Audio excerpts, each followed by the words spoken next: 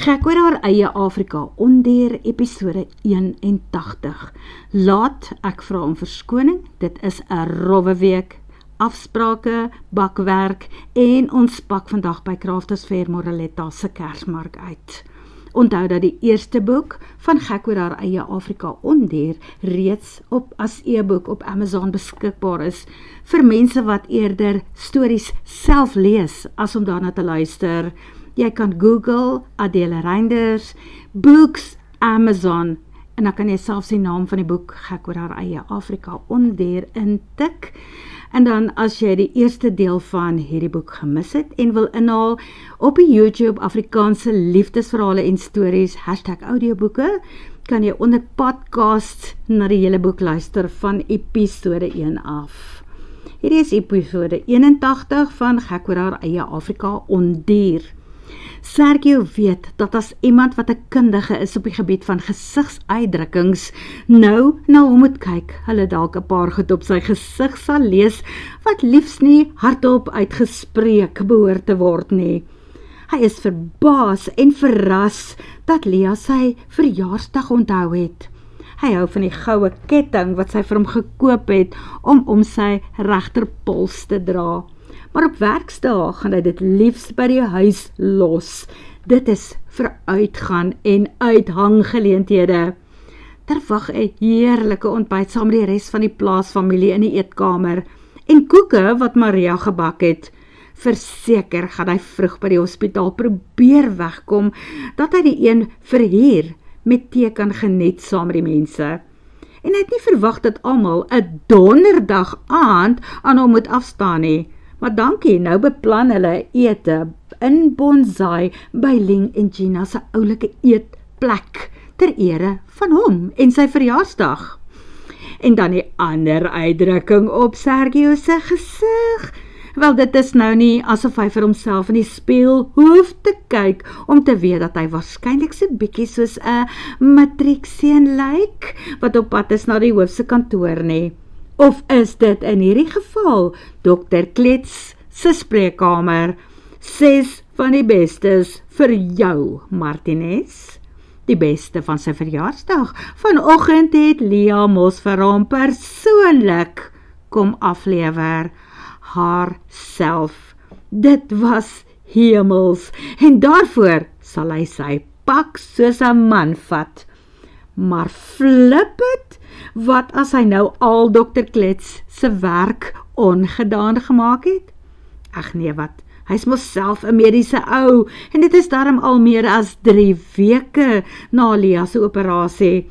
Die man speel seker maar net veilig. Sergio voel meer spesiaal, toe hy later na ontbyt geskik vir 'n koning van Hurters Retreat af wegry en by die hospitaal instap met 'n eislike groot koek, 'n hele bierboks vol, genoeg vir almal wat daar werk. Sy ouers is gewoonlik van die eerstes wat hom op sy verjaarsdag bel. Dit het gebeur net voordat Lia vanoggend haar geskenkies kom aflewer het. Sy Franse baase videocall teen 10:00. Hy sien hulle volgende week. Moenie dink dat 'n zombie leeu hulle uit Afrika sal weghou nie. Moenie bekommerd wees nie. En vat die dag af, man. Wat soek hy nou eintlik vandag by die werk? Daarom, toe Rory vir hom teen 12:30 wegjaag en sê dat hy moet leer om meer verantwoordelikhede aan sy juniors oor te laat, waai hy net met die hand, klim in sy bakkie en ry terug huis toe. Hy wil gaan kyk of Lia alright is. Miskien het haar impulsiewe vergrype aan hom gemaak dat hy haar weer van die grond af sal optel. Dit sal nogal jammer wees. Aan die soort mishandeling kan hy as man gewoond raak. Maar daarom lyk sy heeltemal alright, want hy kry haar op die dak van die ablisieblok in haar oranje oorpak. Hy skop ankers, hou stil en klim uit. Hey, wat doen jy daarbo op die dak? Moenie met die manne se werk inmeng nie. Ek is seker hulle weet wat hulle doen. Nee man, ek kyk net, dat die manne die dakspykers reg inslaan met die rubbertjies teen die sink. Anders lek die dak. Maar wag vir my, ek klim af, dan ry ek saam met jou huis toe. Sergio wag haar met 'n breë glimlag aan die onderpunt van die leer in en hy vang haar halfpad. Hy wil liewer nie vir haar vra wat weet sy van spykers met rubbertjies aan nie. Sy dink dalk nie, dit is snaaks nie. Lia klim links van hom in die bakkie en toe vra sy, was jou koek vanoggend lekker? Hy proes effens in antwoord, fantasties, maar ek het maar net 'n klein stukkie geëet, want dit was mos maar net 'n koekie. Sergio, jou stoutgat, ek praat van die Grenadella koek, wat Maria gebak het. O, ja, daai een, dit was heerlik, maar na my proesel het ek die res vir die ander gelos om by in te klim. My maag was nog te vol van die ontbyt, en toe onthou ek, dat daar nog 'n ander koek hier by die huis wag, een wat ek vanmiddag stadig en met oorgawe saam met julle sal geniet. Ja, as 'n mens so vinnig koek eet en insluk, dan vergeet mens partykeer om regtig te proe en dit te geniet. Nou is dit daardie blou oë wat stout in syne vonkel. En moenie maak asof jy spykers met rubbertjies storie nie ook in jou kop op 'n verdwaalpad gestap het nie. Hy gooi net 'n oog in haar rigting. Lekker om te weet dat hulle mekaar eintlik baie goed verstaan, veral waar dit oor humor gaan. Hulle ry later die middag met John se Amarok na Bonsai. Vanaand sit Maria voor langs John en Lia sit tussen Sergio en Manuel op die agterste sitplek. Dit is 'n donderdag aand en natuurlik wil Maria eers weer winkel toe gaan. Daarna wil sy by Anna se ouers gaan draai, want Jesu en Anna los die kleintjies vanaand by die ander oupa en ouma, sodat hulle ook Sergio se funksie kan bywoon. Hulle sluit later by Paula, Sylvie en Haya aan, wat toe al in die restaurant wag. Dit is seker die meeste geskenke en pakkies wat Sergio nog in sy lewe ontvang het, besef hy. Daar is badgoed, skeergoed, 'n hemp, kouse met leeu's op. Dis van die kleintjies af, spot Jesu. Dit is lekker om al die vriende in Bonsai te sien. En natuurlik het Ling en Gina weer 'n meesterstuk van 'n spyskaart beplan. Maar Gina is blykbaar nie alleen in die kombuis nie. Op 'n stadium kom staan sy tussen Lia en Sergio. Lia, ek wil julle vanaand aan Pier Marcantonio voorstel. Hy is 'n rondreisende chef wat werk soek in hierdie area en vryskut werk doen oral waar daar plek is. Hy's een van daai wat ook dinge op YouTube doen. Daarom sal hy seker net nou kom toestemming vra of hy Sergio se naam op sy kanaal mag noem as hy hierdie spyskaart vanaand daarop sit. Dit is sommer advertensie vir ons restaurant ook. Ag nee, wat ek gee glad nie om nie. Sergio trek skouers op. Hy het mos niks om weg te steek nie. Gaaf, op die oomblik werk Pier mos net op vryskutbasis, maar hy soek blykbaar na 'n vaste plek van waar hulle kan werk, iewers in die bos, en waar daar 'n vliegveld is, as julle verstaan wat ek bedoel. Sy vriend is 'n vlieënier en sy idee is om toeriste te vervoer, maar hy wil ook 'n pakket afleweringsdiens aan die gang kry. Pakkies wat dringender op plekke moet kom as per padvervoer.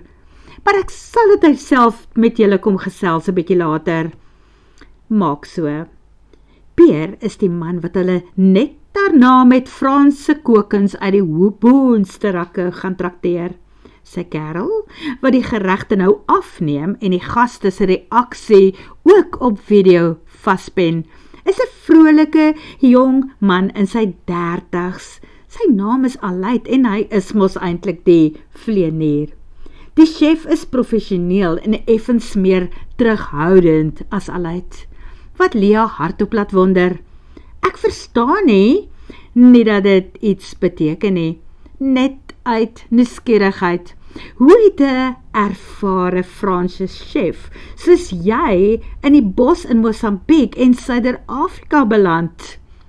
Peer steek vas en draai om en toe verduidelik hy, maklik, ek was 30 jaar getroud en het aan 'n gastronomiese instituut in Frankryk gedoseer. Toe is my vrou oorlede. Die kinders het hulle eie pad gegaan. Ek het besluit om 'n spesiale vakansie te neem om die migrasie van die blauwille beeste in die Serengeti te kom bekyk. En wie is die persoon wat al die gaste moet invlieg? Hy, Aleid Saint Laurent. Ek het gedink die man is vreeslik oulik en bekwaam. Oulik en bekwaam. Blaas Aleid. Vir my was Peer liefde met die eerste oogopslag en toe moes ek alles insit om hom te oortuig. Nie net om in Afrika te bly nie, maar om vir my te val ook. Peer glimlag maar net, terwyl hy en Gina se kelners die eerste gang voor die tafelgaste kom neersit. Garnale met avokado en 'n delikate wit mayonnaise, 'n sousie wat hy self maak. Wow, uit die boeke, besluit Maria nadat sy geproe het. Die volgende gereg is 'n slaai en dit lyk soos 'n blomtuin. Vir die hoofgereg kan die gaste nou al kies tussen bees en hoender, met 'n sous daarbey, klein aardappeltjies en groente in seisoen. Die kuier is lekker informeel en Gina gaan half 'n peer in Aleid om tydens die hoofgereg ook by die tafel aan te sluit. Daar is mos nie baie ander gaste op 'n donderdag aand in hierdie restaurant in Bonsai nie. Die man het buitendien iets op die hart. Leah en John, begin hy. Ek weet vanaand is nie die regte tyd vir julle om belangrike besluite te neem nie. Veral nou met Dr. Martinez se verjaarsdag en so aan. Maar Gina het vir my genoem dat daar dalk op 'n stadium 'n vakature kan ontstaan as hulpchef daar op Hurters Retreat. Hy wys na Maria. Ek weet dat mevrou Da Silva in hierdie stadium julle enigste en belangrikste chef is en ek weet hoe stresvol dit is om elke dag te moet kook. Maria gluur hom deur skreefies aan. Hy sal sy woorde nou besonder goed moet kies om haar te beïndruk. My plan is nie om iewers in te dring waar ek nie welkom gaan wees nie.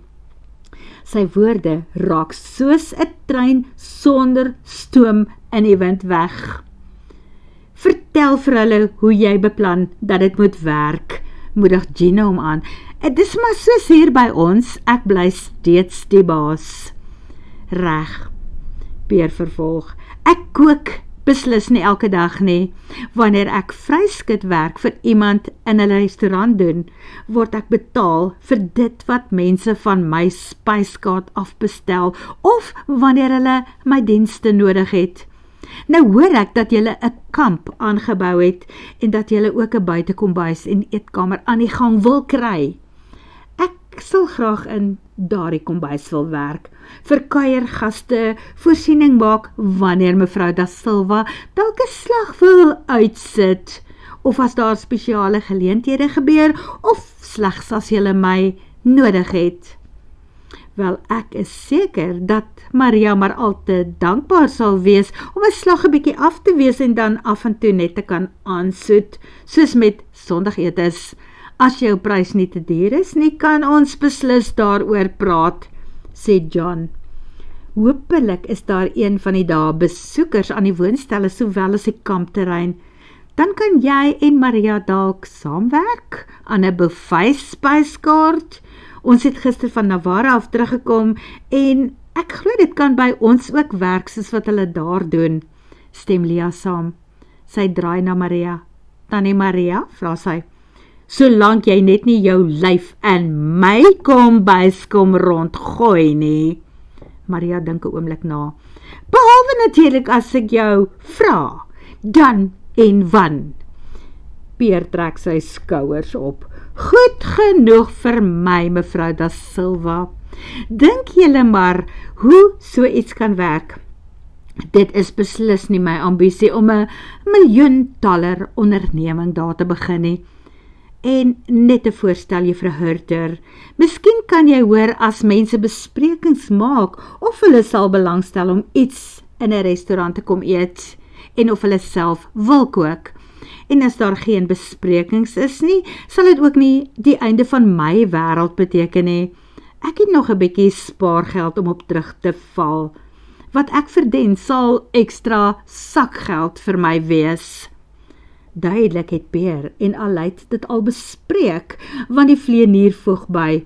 En as daar geen besprekings of werk vir hom is nie, kan ek vir Peer saamneem op sommige van die charters wat ek gaan doen. Ling en Gina het my meegedeel dat daar 'n landingsstrook op Hurters Retreat is. Dit is hoekom julle ons eerste keuse hiervoor sal wees, veral met die nuwe woonstelle en kamp wat sy daar bou.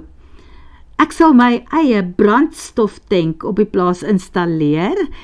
Dit is nou as ons tot 'n ooreenkoms kan kom. En natuurlik as ons 'n bachelors woonstel of gemeubileerde eenheid of kamer op Hurters Retreat kan huur en die vliegtuig daar mag parkeer en natuurlik ons ou Land Rover, sê Peer ook. Wat is alles nodig vir ons om so 'n ooreenkoms te bereik? Wil Lia versigtig weet, gaan dit baie ingewikkeld wees? Wel, eintlik is verblyf seker die belangrikste. Het julle vir ons verblyf? 'n Kamer of 'n woonstel? Wat ons natuurlik by julle sal huur? Wel, tot tyd en wyl my woonstelle vol bespreek raak, kan julle seker maar een daarvan gebruik. En as die verstandhouding daarna aangaan, kan ons kyk wat beskikbaar raak op Hurters. Lia is nogal entoesiasties oor die moontlikheid van 'n ekstra chef daar, sien Sergio, versigtig optimisties seker. Dit kan werk, glo hy ook, maar hy gaan niks sê nie, want sekerlik stel sy nie in sy opinie belang nie, want sy draai na John en vra, Pa, wat dink jy van so iets? Wel, dit hang van jou af, my meisiekind. Maria? Manuel? Vra sy, en toe tot sy stomme verbasing, draai sy na hom en vra, Sergio, wat dink jy van so iets? En hy weet vir 'n oomblik nie regtig wat om te antwoord nie. Hy wil nie soos 'n baas klink nie. Hy is nie 'n baas nie. Hy wil ook nie soos haar baas klink nie, want sy is sy gelyke. Jou besluit, my engel. Ek sal net seker maak dat elkeen van julle presies weet waar julle met mekaar staan.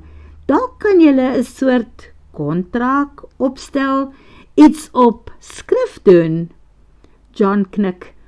Dit is nie 'n slegte plan nie, want so word beide partye beskerm. Behalwe dat Sergio tog wil byvoeg. Aan die ander kant vermoed ek dat Maria seker soms kan doen met hulp ook. Op die oomblik is sy voltyds aan diens en my werk betaal mos vir my etes en ek voel partykeer skaam oor al die moeite wat julle doen. En dan kom hulle natuurlik met gaste aan, gaste wat partykeer meer is as wat beplan is. My baas kom volgende week weer plaas toe en die keer het hulle omtrent 20 mense saamgenooi. En ek aanvaar dat daar weer vir hulle reggestaan gaan word. Wel, dit is wat ons probeer doen, Sergio. Dit is hoe dit hoort, as ons wil deel wees van die vakansieplaas hier rond, roep Maria uit. En ek het daarom 2 dames wat kan help in die kombuis. Maar jou dames kook nie. Hulle betaal vir alles wat hulle kry, en vir elke gas wat hulle saambring. Ek praat nou van jou baas, Sergio. Daarom kan jy seker doen met 'n aflos of hulp op die regte tyd. Som Paula dit ook op. John vat haar hand en knik. Dan is die saak vereers afgehandel. Kom ons werk iets uit. Wanneer sien ons julle op Hurters Retreat? Aleid sê, stuur vir my die koördinate hoe om daar te kom, dan vlieg ons sommer môre in. Goed, ek sal vir jou die koördinate aanstuur, sodat jy dit op jou foon en GPS het. Maar miskien bly ek sommer vanaand hier op Bonsai agter en vlieg môre saam met julle daarna toe. Dan wys ek julle eerstehands. John haal sy selfoon uit.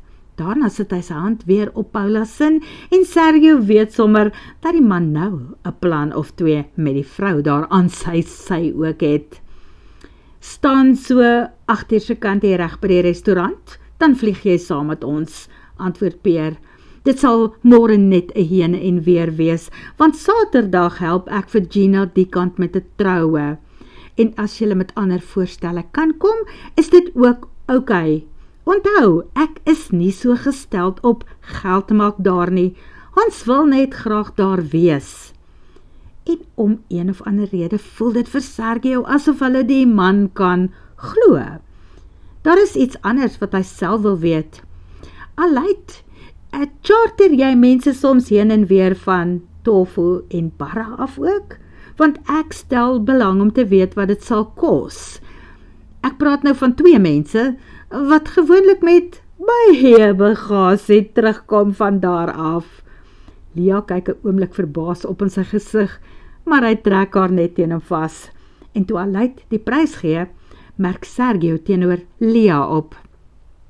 Miskien moet ons net na die Franse besoek aan Hurters Retreat die trip wat ons na Tofu moet neem op Aleid se vliegtuig bespreek. Dit gaan lekker wees om 'n slag meer kuiertyd daar te hê, as lang ure in 'n stowwerige bakkie op die pad. Sy oog vang die van Maria aan die ander kant van die tafel. Sy lyk nog steeds 'n bietjie afgehaal, asof sy voel dat haar moeite nie waardeer word nie. Toe sê hy, ek het vir jou gesê, my baas bring ongeveer 20 gaste saam. En ek weet jou goed is altyd puik, maar hierdie keer is dit sommer 'n klomp hooligans ook. Party wil in tente kom bly. Miskien kan dit dalk gaaf wees as iemand soos Pierre vir jou kom help met kossake. Dan kan ons dalk net uitwerk wat hulle moet betaal vir die ekstra hulp. En daar wys Pierre dat hy 'n diplomaat kan wees. Onder leiding van Hurters Retreat se bekwame hoofchef, mevrou Da Silva, sal ek baie graag daar inval volgende week. Dit werk. Maria gee die man 'n kyk en toe komplimenteer sy hom met die sousie en die manier waarop hy die jong groente gaar gemaak het. Nee, hulle sal mekaar een of ander tyd vind daar op die plaas. Dit kan 'n baie goeie alliansie wees. En uiteindelik die hoogtepunt van die aand. Pierre beduie, my romerige, gebakte vla nagereg. En hiermee gaan ek en Aleid julle groet. Goeienag almal. Vir Dr. Martinez, weer eens geluk met jou verjaarsdag. Geniet julle aand verder en veilig terugry. En John, dan sien ons jou môreoggend. Daarmee verdwyn hy en pa Aleid saam in die kombuis. Die kelners bring die puddingbakkies in en nie lank daarna nie vra John en Lia vir die rekening. Net hulle, die ander moet nie eers probeer help om te betaal nie. Dit was 'n heerlike, rustige aand, wat op die ouend nie te laat geword het nie. Jesu en Anna stap sommer terug na haar ouerhuis, waar hulle moes vanaand oorslaap. John sit sy Amarok se sleutel in Sergio se hande. Jy bestuur huis toe. En Maria wys vir Lia om langs Sergio voorin te klim. 'n rustige rit, wat ongeveer 1 kilometer van Hurters Retreat af net mooi die teenoorgestelde wending inslaan. Te steel hulle op die Amarok se radio roep. Hy hoor dat 'n voertuig hier naby hulle verbyry. Ja, hulle is baie naby aan Ralph se bouperseel. Steel en die bouers slaap steeds in die aande daar om die plek op te pas, al bou hulle mos daar by die plaashuis vir Lia. En omdat die voorman so bietjie op sy senuwees oor woeste Afrika is, het John vir hom een van die radio's gegee om te roep as daar iets verkeerd gaan, net vir ingeval van 'n noodgeval. En terwyl hy hulle nou hoor ry, moet hy hulle inlig dat daar iets baie kommerwekkend nou net hier op die bouperseel gebeur het. Hy en die manne het iets buite die groot weermagtent waarin hulle slaap gehoor. 'n Vreemde gesnuffel en 'n geskuifel, en toe skuif die iets aan na die kombuis gazebo. Steele is altyd versigtig. Hy maak soos wat Sergio hom gemaan het om te doen. Hy en die manne stap nie net uit in die nag uit nie, veral nie in die aande nie. Hy maak toe die flap van die deuropening oop en lig uit met 'n skerp flits. En wat gebeur? 'n Ding storm hulle. 'n Maanhaar leeu wat eensklaps op sy agterpote aangekom het, skrikwekkend en onstuitbaar. Eers toe Steele gil en die klap toemaak, verander die maanhaar van koers en hardloop blykbaar daar neffens hulle verby, dwars deur die vlak waterstroom en wie weet waarheen. Alright, ek kom, antwoord Sergio. Hy vra vir die mense by hom in die bakkie, sal ek julle eers gaan aflaai? Nee, ry daarna toe. Dit is 'n lang pad as jy ons eers moet aflaai en daarna moet terugkom, roep Manuel uit. Het jy jou revolver by jou? Vra Lea, en Sergio knik, terwyl hy met sy regterhand onder sy linkerarm wys. Wanneer hy langs die tent stilhou, loer Steele eers versigtig uit. Eers na hulle, toe links en toe regs, en toe kom hy stadig en versigtig uit met die ander agter hom. Wil julle eintlik liewer daai kant kom slaap, is julle bang? Vra Sergio, nadat hy uitgeklim het. Want toe sien hy die spore in die grond, wat hulle met John se kollig bekyk. Hy en Lea kyk na mekaar. Die spore wat daar getrap is, behoort aan dieselfde derasie, wat eers deur die leeuplaas gehardloop het, en toe daar by Hurters Retreat op die kamera gesien is. Wat van al die goed wat ons hier moet oppas? Vra Steele. Hy en die ander bewe soos 'n riet, en dit is nie net van die koue nie. Hulle is vreesbevange. Sergio skud sy kop. Nee, wat ook al hierdie spore getrap het, stel beslis nie belang in boumateriaal nie. Ek dink dit was eerder agter julle kos aan. So bring julle matrasse en slaap goed, dan gaan slaap julle in een van die store daai kant as dit reg is met Lea en John. Ek sal môre terugkom hiernatoe en kyk waarheen die spore loop. Hy hoef nie te sê pak 'n tassie of 2 nie. Voordat jy kan sê mes, is John se amarok se bak agter vol gelaai met die mense se aardse besittings en sluit Steele die werkstrokkie waarmee hulle in die oggende daai kant toe ry aan met al die mense by hom en op die bak agter. Ralph se kamp is na vannag amptelik ontruim en onbeman. Word vervolg.